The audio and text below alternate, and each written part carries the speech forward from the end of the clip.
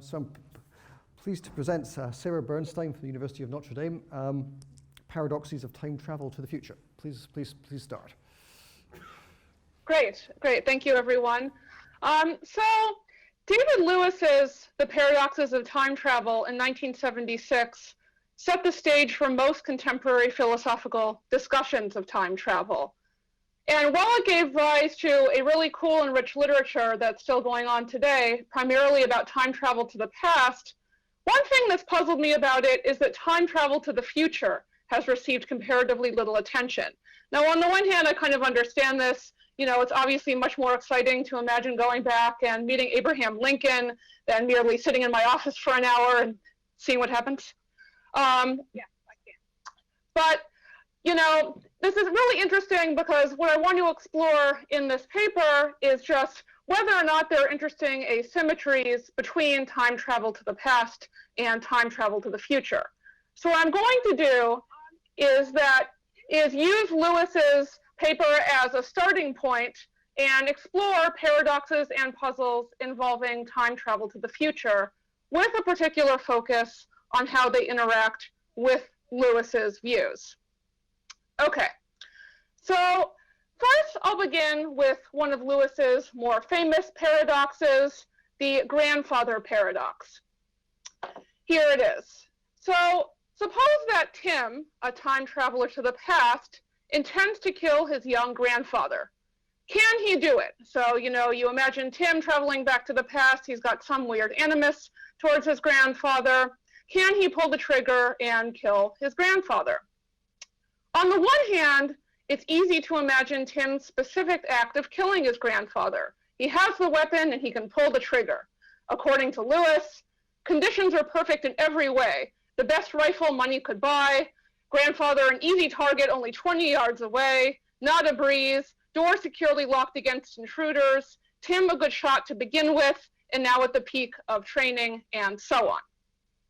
But were Tim to kill his own grandfather, his father would not have existed, and thus Tim would not have existed. Tim's grandfather did not in fact die because Tim exists. So note that there are a few problems that are run together here. One is whether one can change the past in general, and another is whether one can do something self-defeating, like kill one's grandfather, thus taking out the causal requirements for one's own existence. Now, Lewis's preferred solution is to accept contextual variation in ability that's meant to explain the apparent contradiction. So according to him, Tim can and he can't kill grandfather, but under different delineations of the relevant facts. You can reasonably choose the narrower delineation and say that he can, or the wider delineation and say that he can't, but you must choose. What you mustn't do is waver, say in the same breath that he both can and can't, and then claim that this contradiction proves that time travel is impossible. So the idea here is that in one sense of can, Tim can kill grandfather, he can pull a trigger, he can stalk him as much as he likes, etc., etc. But in another sense of can, the broader sense of possibility, he can't. Now, in the time travel literature, there's substantive debate on that topic. So Kadri Vivelin, in a famous 1996 paper, thinks that it's simply straightforwardly false that Tim can kill his grandfather, since there's no world like ours in which he actually does it. And a few people have published responses to that, including Ted Sider, Ira Chiorti, and Sean Carroll, and there are various sorts of debates about the sense of can in operation. Another thing to note about Lewis's theory of time travel is that he's an eternalist about time. Which matters for the following reason. He says, the world, the time traveler's world or ours, is a four-dimensional manifold of events. Time is one dimension of the four, like the spatial dimensions, except that the prevailing laws of nature discriminate between time and the others, or rather perhaps between various time-like dimensions and various space-like dimensions. So the reason this matters for us is that there's no second time around time travel. So, for example, if someone didn't kill Abe Lincoln the first time around, they're not going to go back and be able to change the past and do it the second time around. Rather, if they killed Abe Lincoln or didn't kill Abe Lincoln, it's because that thing always happened in the eternalist block. So onto a future-oriented version of the grandfather paradox I call the survival paradox. Sophie departs the year 2019 in her time machine and arrives in 2030, planning to live out her years in the future from 2030 onwards. Googling herself upon her arrival in 2030, she discovers a reliable news report of her death in 2025. Does Sophie have the ability to live out her years in 2030, or will she return to the past in order to die in 2025? Okay, so there are some similarities with the grandfather paradox. On the one hand, we can imagine Sophie happily living out her years in 2030. She'll just be like, screw that, I'm not going to go get back into a time machine and die that violent death I read about in the past. I'm just going to happily live out my years without the current presidential administration, with a brand new iPhone 47, et cetera, et cetera. On the other hand, Sophie's death did occur in 2025, since it's a reliable news report. What are we to make of this? So here are a few guiding questions. First, and most obviously, how is this scenario different from the grandfather paradox? Here are some differences that might turn out to be surface differences, and they might turn out, in fact, to be deep metaphysical differences. So the grandfather paradox involves self-defeat, that is kind of taking out the causal antecedents for one's own existence, whereas the survival paradox involves self-perpetuation, that is just trying to survive something. The grandfather paradox involves the ability to act, namely to kill grandfather, to pull the trigger, so on and so forth, whereas the survival paradox involves the ability to omit, basically to not get back into the time machine and return to one's place of death. The grandfather paradox involves the ability to do a specific thing at a specific time, let's say. So, Tim goes back and stalks grandfather. At the very moment grandfather emerges from the house, Tim is poised, sitting there with the gun. Whereas the survival paradox seems a little more nebulous. It involves the ability to fail to do a certain thing or many things that can be done at many times. You can imagine Sophie sitting there saying, nope, I won't do it. I'm not getting anywhere near that time machine. The minute I get into that time machine and return to the past, I'm going to my death.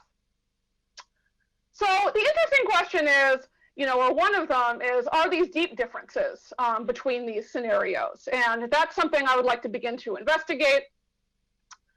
Another set of issues revolves around the possible solutions to the survival paradox and how different they might be from the grandfather paradox. So obviously, it would make sense to take a systematic view. Lewis himself was obviously very systematic, or else one must explain why solutions to the past-oriented puzzle are different than solutions to the future-oriented puzzle.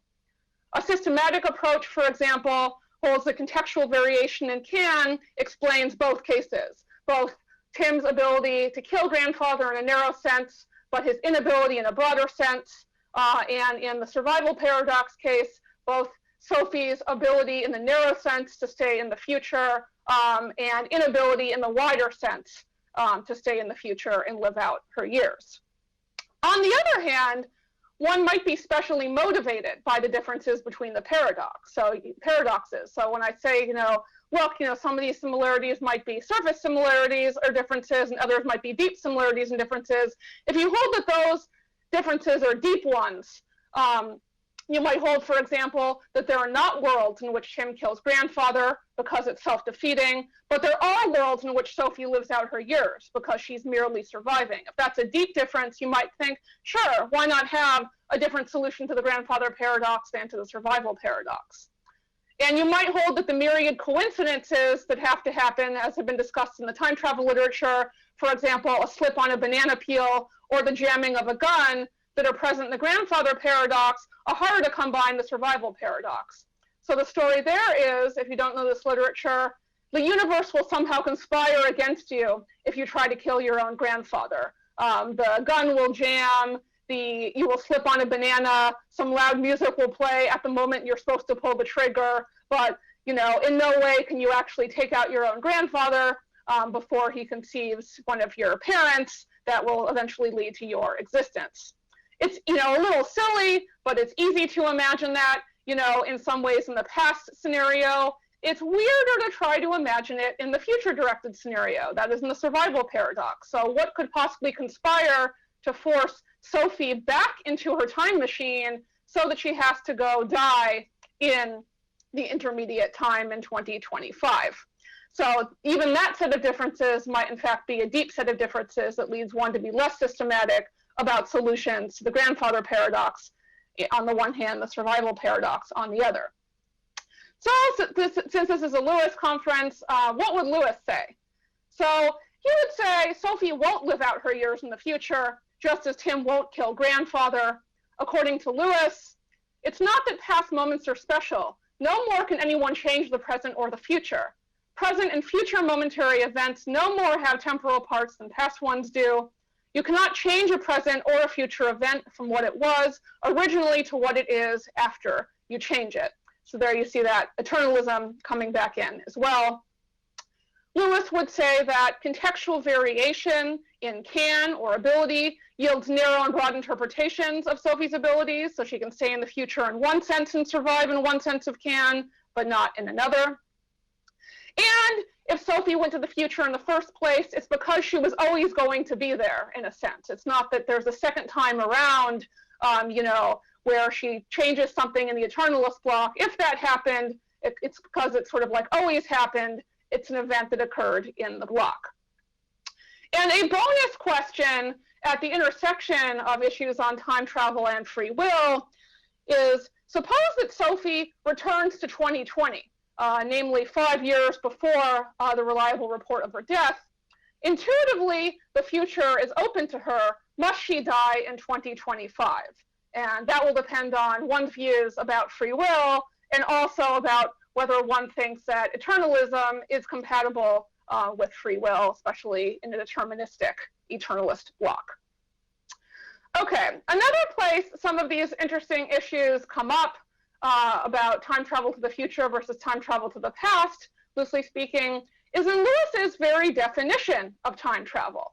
So you might think that it's an easy thing to define what time travel even is, but consider that we're all time traveling to the future right now at a rate of 1 second per second, just by sitting there and me sitting here. It's obviously not a very philosophically interesting sense of time travel.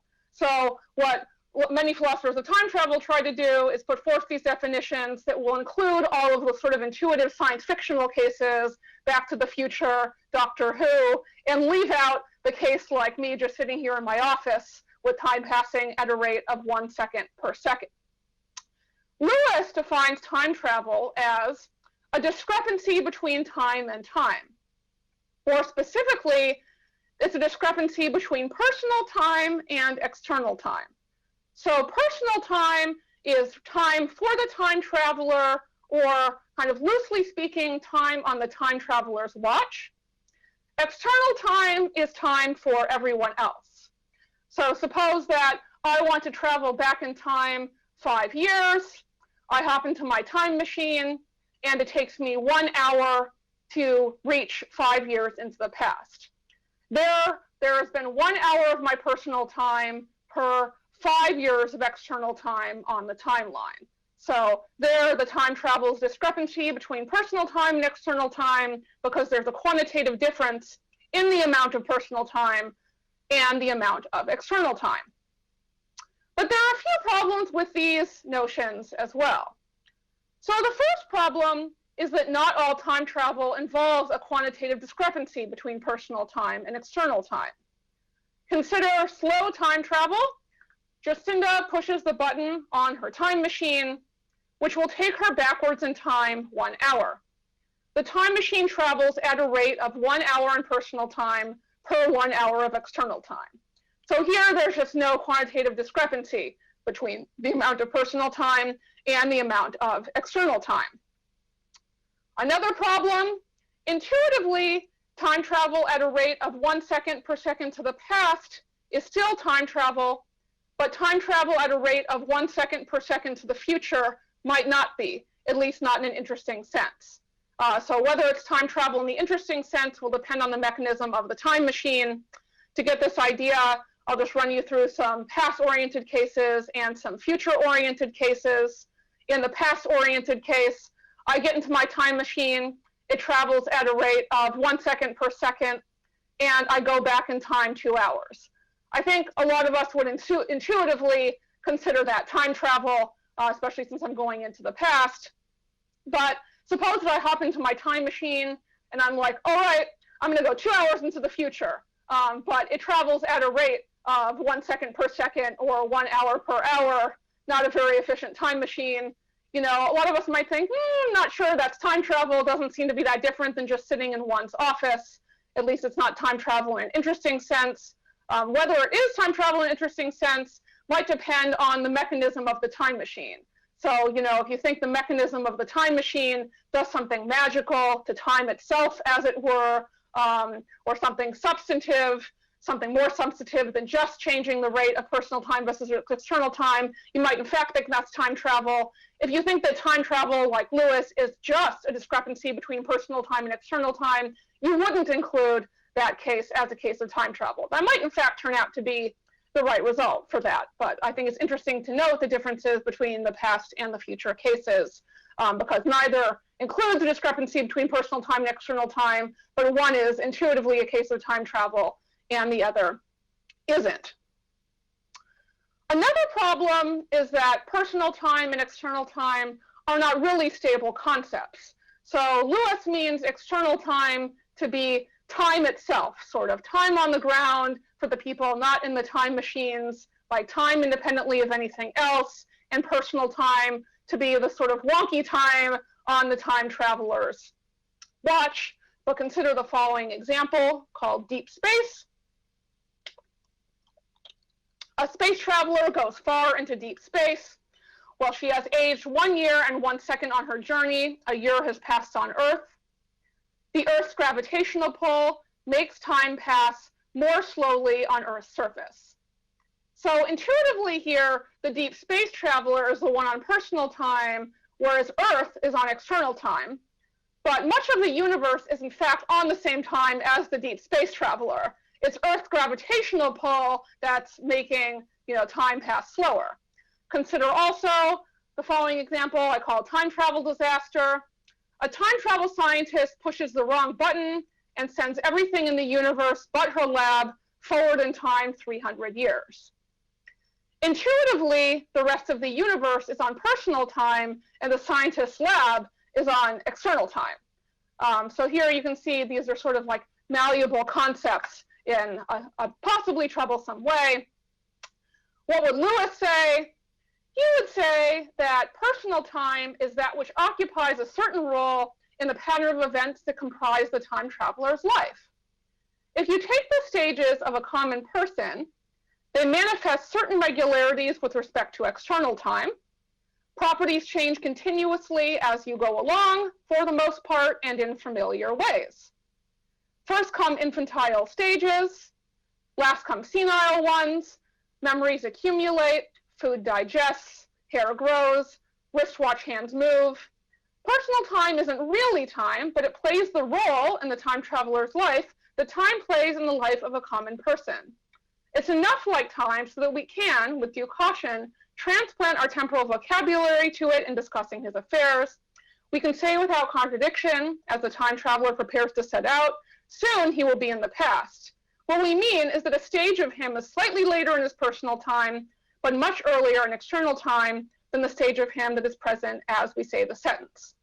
So one thing to note here is that for Lewis, regularities in bodily processes, so for example, the fact that, you know, babies age in a certain way all the way to adulthood and senility, play the role of a temporal arrow, because, you know, Lewis isn't sure he wants to believe in a temporal arrow, but that doesn't really solve the problem of the personal time, external time distinction, or the malleability of those concepts, and in fact, it makes it worse.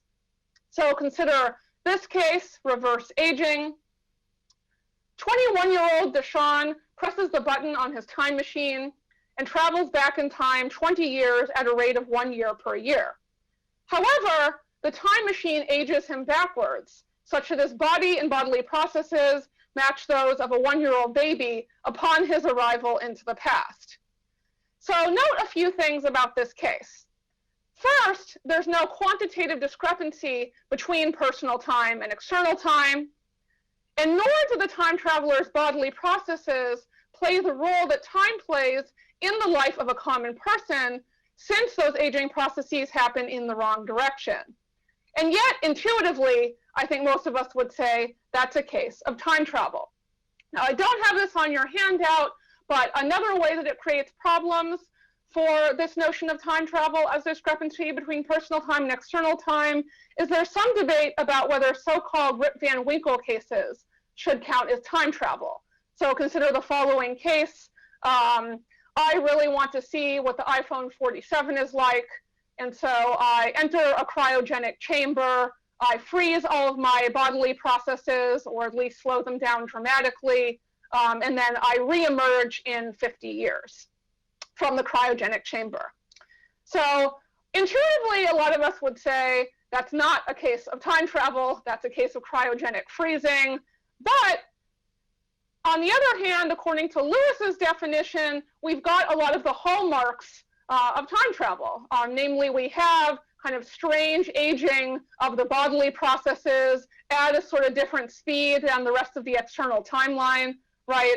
And so what's interesting about this is that there are these questions about what time travel actually is, and we can create these problems by going into the past or to the future, and in some cases, just messing with the time traveler's bodily processes in a way that either yields time travel and when it wouldn't intuitively be, like the Rip Van Winkle case, or where there is intuitively time travel, like the Deshawn aging backwards case, but which creates problems for Lewis's kind of view.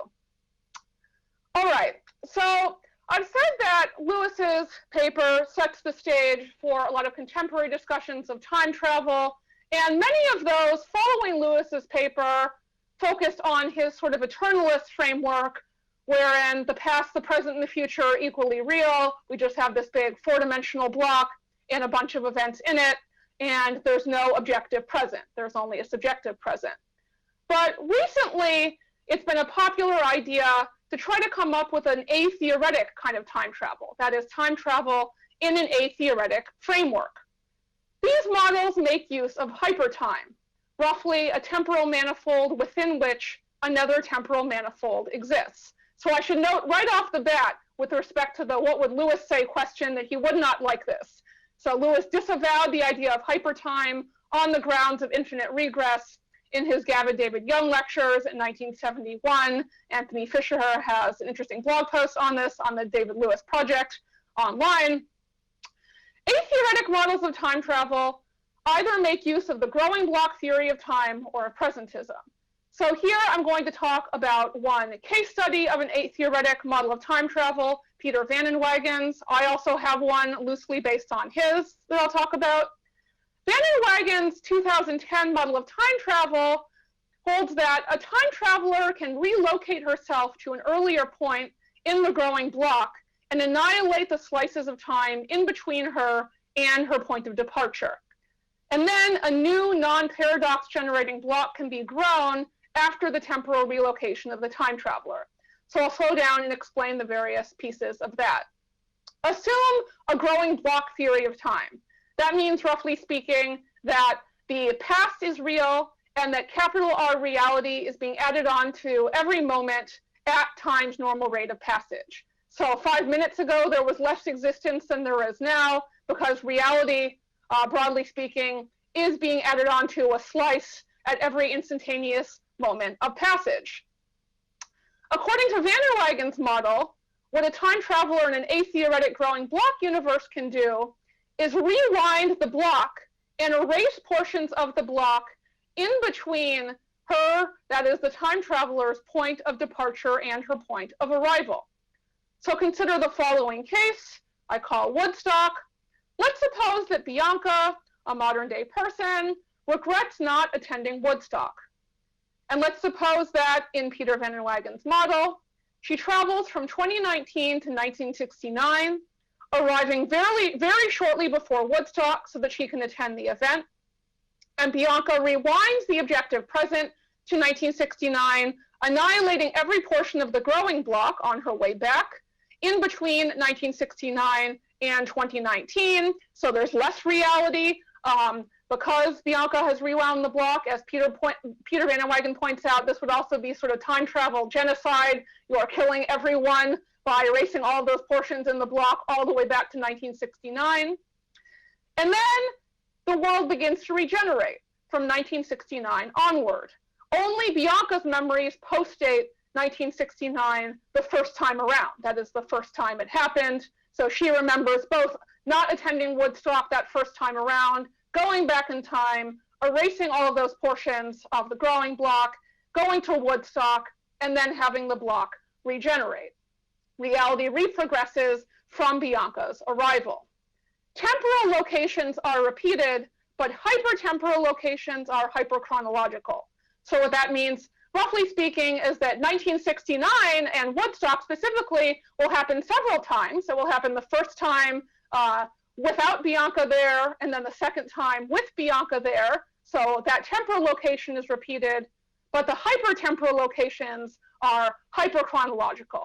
So you have, if you like this sort of technical framework, T1, T2, T3, and then back to T1 and T2, where T1 is 1969 in this case.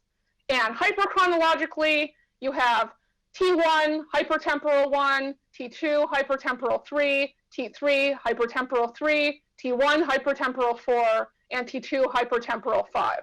So another way to imagine this, if you're having some problems, is to look at what Peter Van Inwagen calls the intelligence, capital I. So what does the intelligence see, from a sort of God's eye view? The intelligence sees a whole bunch of reality with capital R, a bunch of that reality erased, and then a bunch of it regenerated in such a way that temporal locations are repeated, but hypertemporally, it's just a hypertemporal chronology. So, as usual, much less attention has been paid to atheoretic time travel to the future. If the atheoretic time traveler travels to the future faster or slower than time's normal rate of passage, she's going to speed up or slow down temporal passage for everyone. So for example, if a time traveler takes 1 hyper hour to travel 10 hours into the future, she's going to speed up temporal passage for all of reality. Let's look at this more closely. Let's suppose that we're all on the very bleeding edge of the growing block right now, and I want to travel 4 hours into the future, but I want to do it quickly, let's say in 5 minutes. So I press the button on my time machine, and I speed up our arrival at a few hours from now within 5 minutes. So I'm basically speeding up time compared to hypertime. Likewise, if a time traveler takes 10 hyper hours to travel 1 hour into the future, she will slow down temporal passage for all of reality. Fairly selfish, so the people on the ground won't notice. So let's suppose I'm really, really impatient to have lunch after my talk. I really want to just travel 1 hour into the future, but I've got a very slow time machine, and so it takes me 6 hours to travel 1 hour into the future. Why would I do this? Who knows? But in any case, what I'm going to do is slow down temporal passage for everyone else.